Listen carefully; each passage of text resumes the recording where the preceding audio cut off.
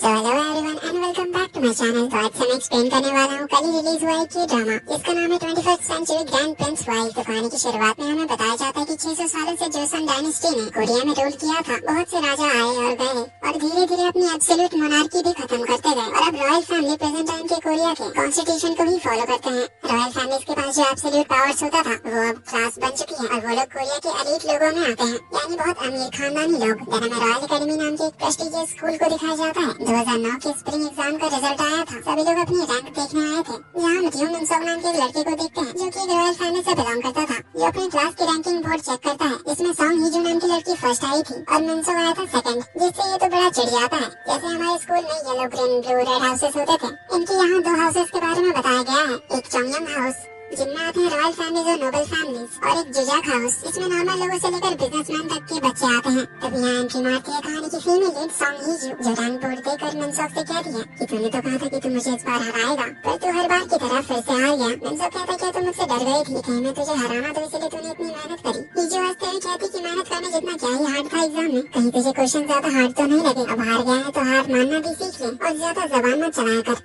हर बार तेरी खुद की ही बेइज्जती होती है। इसलिए मिनसोंग उसे कहता है कि अपनी औकात मत भूल, तू हम जैसे नोबल फैमिली से नहीं है, इसलिए अपनी हद में रह। इस पे हिजू कहती है नोबल के बच्चे मुंह संभाल वरना पिटेगा किसी दिन। देन उसकी शर्ट ठीक करते हुए कहती कि अगली बार से थोड़ा एफर्ट डाला कर भाई, हर बार तुझे इतनी आसानी से हराने में मजा नहीं आ रहा। तू तो नोबलमैन है ना, हर बार हारने में तुझे मजा आता है क्या? और पहले तो तू यूनिफॉर्म पहनना सीख ले, बड़ा या नोबलमैन कहीं का बोल कर चली जाती है। और उसके बाद हम देखते हैं हिजू को प्रिंसिपल ऑफिस बुलाया जाता है। यहाँ प्रिंसिपल पहले हिजू की तारीफ तो करते हैं, देन उससे पूछते हैं कि तुम्हें तो पता होगा ना कि राजा साहब ने ये स्कूल क्यों बनवाया था। हिजू कहती है हाँ, ताकि सभी को इक्वल अपॉर्चुनिटी मिले। उसकी बात बीच में ही काटते हुए प्रिंसिपल कहते हैं हाँ वो तो एक था ही, पर हमें सबका ध्यान रखना चाहिए। ये बोलकर वो अपने पास रखे एक एंटीक कप जैसा कुछ उठाकर हिजू से पूछते हैं कि पता है किसने इन्वेंट किया था। किंग सेजोंग के जमाने के जंग यंगशिन ने। भले ही वो एक वैश्या का बेटा था पर वो ब्रिलियंट था। ये बोलकर प्रिंसिपल वो कप हिजू को दे देते हैं एक गिफ्ट के तौर पे। पर असल में प्रिंसिपल हिजू को ताना मार रहे थे, या कह सकते हैं उसकी जगह दिखा रहे थे, जिसका रीजन हमें आगे पता चलेगा। तो हिजू कप को लेकर काफी गुस्से में बाहर आती है और उसे फेंक के चली जाती है। देन हमें प्रेजेंट टाइम का सीन दिखाया जाता है, जहाँ हिजू कासल ब्यूटी नाम की कंपनी की सीईओ है। वो कंपनी के डायरेक्टर्स के साथ मीटिंग कर रही थी, जहाँ वो सभी पे गुस्सा करती है क्योंकि उनका सेल्स उनके कॉम्पिटिटर से थोड़ा कम हो गया था। एक डायरेक्टर कहता है कि पर हम अब भी इंडस्ट्री लीडर हैं और अब भी प्रेफरेंस रैंकिंग में नंबर 1 है। वहीं हमारे राइवल कंपनी ने चीप तरीके यूज किए, लॉन्च इवेंट के नाम पे 50% ऑफ कर दिया और एक फेमस सेलिब्रिटी के साथ ऐड बना के इनऑर्गेनिक तरीके से वायरल किया।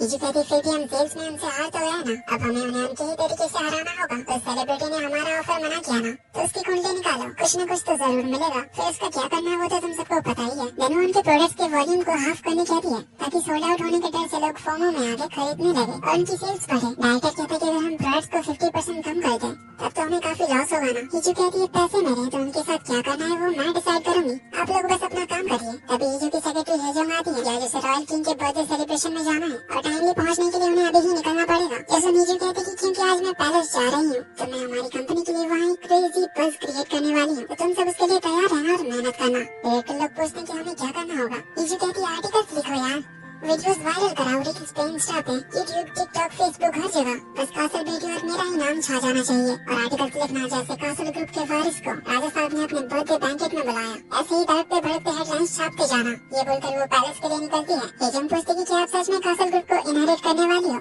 हिजू कहती है नहीं, पर बोलने में क्या जाता है, शायद सच हो भी सकता है और ऐसे रूमर्स फैलाना ही तो पीआर का काम होता है ना। तो इन आर्टिकल्स का तुम ध्यान रखना। देन हमें दिखाया जाता है ग्रैंड प्रिंस इयान के महल को, जहाँ वो अभी हंटिंग से वापस आया है। तो वो फ्रेश हो रहा था, बाहर कोर्ट लेडीज उसका वेट कर रही थी। तभी उसका सेक्रेटरी ह्योन आता है और कोर्ट लेडीज से कहता है कि वो ग्रैंड प्रिंस को लेकर आ जाएगा। तो ह्योन आकर पूछता है कि आपने राजा साहब के बर्थडे के लिए कोई गिफ्ट ले लिया। ह्योन उसकी ओर गन पॉइंट करते हुए कहता है कि सुबह से तो मैं बस खून ही देख रहा हूँ, मुझे टाइम ही नहीं मिला उसके बारे में सोचने का, इसलिए अब बस मुझे थोड़ा आराम करना है। ह्योन कहता है नहीं, आप ऐसा नहीं कर सकते क्योंकि आपको राजा साहब के बर्थडे सेलिब्रेशन में तो जाना ही होगा और आज के दिन तो आपको हंटिंग में भी नहीं जाना चाहिए था। अब तक तो आपको पैलेस में पहुंच जाना चाहिए था और अब तक तो आप तैयार भी नहीं हुए, इसलिए प्लीज जल्दी से तैयार हो जाइए, हमें पैलेस के लिए निकलना पड़ेगा। अगर हम पैलेस का सीन देखते हैं, जहाँ सारे रॉयल फैमिली मेंबर्स एलीट लोग ट्रेडिशनल और फॉर्मल ड्रेसेस में आ रहे थे, वहीं अपनी रेड सुपर कार में एंट्री मारती है हिजू, जहाँ उसने सबसे अलग ड्रेस पहना था, जिसे देख सभी लोग उसके बारे में ही बातें करने लग जाते हैं क्योंकि यहाँ सभी को फॉर्मल और ट्रेडिशनल ड्रेस में आना था। अब हिजू आते ही फुल सेलिब्रिटीज की तरह डिफरेंट पोजेस देने लगती है, जिसके साथ उसके वीडियोस फोटोज वायरल होने लगती है क्योंकि वहाँ पे पे वो सबसे अलग थी। रिपोर्टर्स बात करने लगते हैं कि हीजू सच में रेड ड्रेस में आ गई,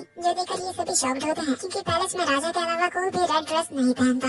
इसीलिए वो आए हुए सारे गेस्ट में से सबसे यूनिक एंड अलग दिखती है। और वहीं उसकी टीम फुल पीआर चलाने में लगे हुए थे, आर्टिकल्स लिखे जा रहे थे, वीडियोस फोटोज हर जगह ट्रेंड कर रहे थे, जिससे उसके कंपनी के प्रोडक्ट सोल्ड आउट होते जा रहे थे।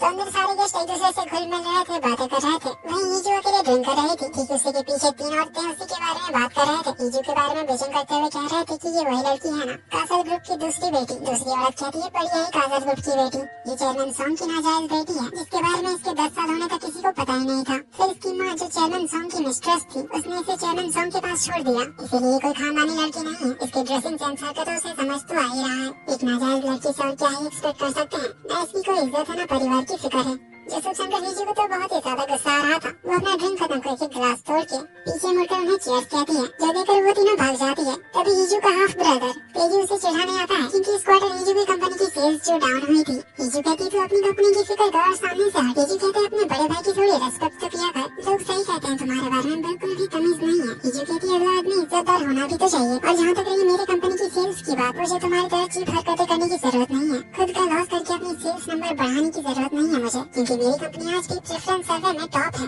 जहाँ तक तुम कभी नहीं पहुँच सकते। हीजू कहता है तुम चाहे कुछ भी कर लो, तुम अपनी आइडेंटिटी को तो नहीं छुपा सकती ना। भले ही कंपनी की सीईओ बन गई हो, रहोगी तो नाजायज ही। हीजू कहती है कुत्तों की तरह बकबक करते हो, टाई की जगह कल से पट्टा पहन के निकला करो, सूट करेगा तुम पे। ये बोलकर उसकी टाई को टाइट कर देती है। तभी कोर्ट लेडी सभी को अंदर बुलाने आती है। तो अंदर सभी लोग टेबल पे खाने के लिए बैठते हैं। सामने बैठे हुए थे राजा, जो की एक 8 साल का बच्चा था, जिसके बगल में थी उसकी माँ यानी रानी माँ, और राजा के लेफ्ट साइड का तख्त खाली था, जो जगह थी हमारे मेन लीड यानी ग्रैंड प्रिंस इयान की, जो की था एक्टिंग किंग यानी राजप्रतिनिधि। क्योंकि राजा माइनर है, इसलिए राजा के बिहाफ पे ग्रैंड प्रिंस इयान सारा काम देखता है। तो इयान है लिटिल किंग का चाचा, यानी छोटा राजा इयान के बड़े भाई का बेटा है, और रानी माँ इयान की भाभी है। तो यहाँ सभी लोग इयान के आने का ही वेट कर रहे थे। तो कुछ ही देर में इयान भी यहाँ पहुँच जाता है। तो इयान अपने हंटिंग वाले कपड़ों में ग्रैंड एंट्री मारता है। अब इयान को यहाँ देखकर क्वीन मदर यून का फेस गुस्से वाला हो जाता है। इयान को देखकर सभी लोग खड़े हो जाते हैं। तो वो सभी के बीच में से चल के राजा के सामने आता है। तो लिटिल किंग उसे देखकर बहुत ही ज्यादा खुश होता है। अब उसे हंटिंग वाले कपड़ों में देखकर काफी लोग बातें कर रहे थे कि आखिर ये राजा के बर्थडे में हंटिंग वाले ड्रेस में क्यों आया है, जो बात उसे क्वीन मदर भी पूछती है। तो इयान कहता है कि ये मुझे राजा जी ने ही गिफ्ट किया था, क्या आपको ये पसंद नहीं आया? राजा कहता है चाचू आप बहुत ही अच्छे लग रहे हो। क्वीन मदर कहती है फिर भी तुम्हें इवेंट का ख्याल करके उसके मुताबिक ड्रेस चूज करने चाहिए थे, और वैसे भी हंटिंग का सीजन तो चला गया। इयान कहता है हंटिंग का कोई एक सीजन नहीं होता, आप मुझे बाद में लेक्चर दे सकती है, फिलहाल तो मुझे बैठना चाहिए ताकि हमारे मंत्रीगण और मेहमान भी बैठ सके।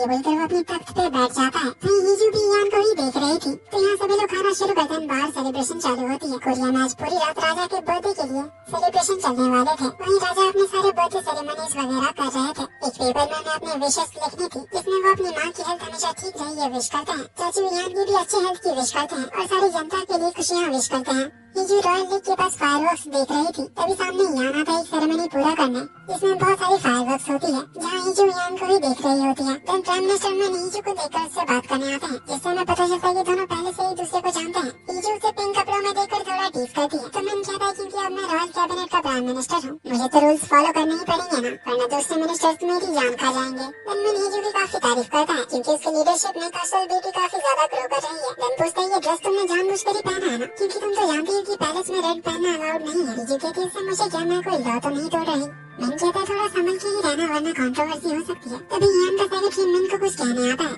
जिससे मिन चला जाता है और इयान को ढूंढते हुए उसके पास पहुंचता है। उसे देखकर पूछता है कि आप अकेले ऐसे किसी को बिना बताए क्यों चले जाते हैं? इयान कहता है क्योंकि तुम्हें डर है कोई मुझे मार डालेगा। मिन कहता नहीं, मुझे फिक्र है आपके सेक्रेटरी इयान का, वो आपकी फिक्र में किसी दिन जरूर मरेगा, इसीलिए आपको थोड़ा संभल के रहना चाहिए। इयान उससे अचानक से पूछता है कि तुम शादी कब कर रहे हो? मिन कहता है अचानक से शादी की बात कहाँ से आई और आपको मेरी शादी करवा के यहाँ से निकालने की इतनी जल्दी क्यों है? इयान कहता है इसका उल्टा ही है, शादी मेरी होने वाली है, जिससे मिन थोड़ा हैरान होता है। इयान कहती भाभी हर रोज मेरी शादी के लिए अलग अलग लड़कियों के रिश्ते भेज रही है, इसलिए लगता है शायद जल्दी ही मेरी शादी होने वाली है, इसलिए प्राइम मिनिस्टर मिन तुम पे बहुत सारी जिम्मेदारियाँ बढ़ने वाली है, क्योंकि 8 साल की उम्र में राजा साहब तो अपने फैसले नहीं ले सकते, न ही कोई मीटिंग्स वगैरह अटेंड कर सकते हैं। मेरी शादी होती है मुझे पैलेस छोड़ना पड़ेगा और बाहर इतनी दूर से मैं राज्य प्रतिनिधि का काम नहीं संभाल सकता, इसीलिए जो सारी ड्यूटीज अब तक मैं करता था, जैसे इतने सारे चैरिटी इवेंट्स में जाना, इंटरनेशनल डेलीगेशंस को होस्ट करना, कल्चरल हेरिटेज को मेंटेन करना, इंटरनेशनल ऑर्गेनाइजेशन विजिट करना और सबसे बोरिंग मिलिट्री सेरेमोनीज अटेंड करना, ये सब कुछ फिर तुम्हें संभालना पड़ेगा।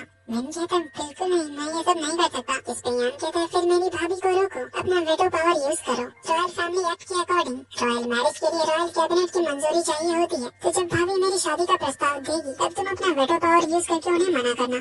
ये बोल के जाने लगता है। मैन कहता है ये मुझे पहले ही बता देते, बेकार में मुझे डरा दिया। हीजू उधर नेटवर्क ढूंढते हुए एक रेस्ट्रिक्टेड जगह पे आ जाती है। नेटवर्क था नहीं क्योंकि पैलेस के आसपास के सारे एरिया में नेटवर्क पूरी तरह से कट ऑफ कर दिए गए थे। तभी यान वहाँ आ जाता है, पूछता है कि कौन हो तुम और यहाँ कैसे आ गई। हीजू अपना सर झुका के इसे ग्रीट करती है। यान नीचे आकर पूछता है नाम। हीजू माफी मांगते हुए कहती कि मैं रास्ता भूल गई थी। यान फिर पूछता है नाम और रिश्ता क्या है तुम्हारा पैलेस से। तो हीजू अपना नाम बताती है। यान कहती है कि मेरा कोई रिलेशन नहीं है पैलेस से। तो यान इसकी ओर आते हुए कहता है कि रॉयल फैमिली और पैलेस के स्टाफ के अलावा यहाँ किसी का भी आना मना है, तो तुमने यहाँ आने की हिम्मत कैसे की। हीजू घबराते हुए अपना सर झुका देती है। तो यान कहता है मेरे 3 गिनने से पहले अगर तुम चली गई तो मैं भूल जाऊंगा कि तुम यहाँ कभी आई थी। हीजू एक्साइट होकर कहती है सच में, जिस पर यान थोड़ा और करीब आकर कहता है कि इतना तो मैं अपने जूनियर के लिए कर ही सकता हूँ। ये बोलकर काउंटडाउन शुरू करता है, पर जैसे 3 गिनता है पैलेस की तरफ से एक ब्लास्ट की आवाज आती है। जैसन वो हीजू को संभाल के जाने के लिए क्या कर पैलेस की ओर जाता है तो अंदर सभी लोग इधर उधर भाग रहे थे। यान को ये सब देखकर अपने 3 साल पहले का एक फ्लैशबैक याद आता है, जब ऐसे एक फायर इंसिडेंट में पिछला राजा यानी यान का बड़ा भाई मारा गया था, जिससे वो काफी घबरा जाता है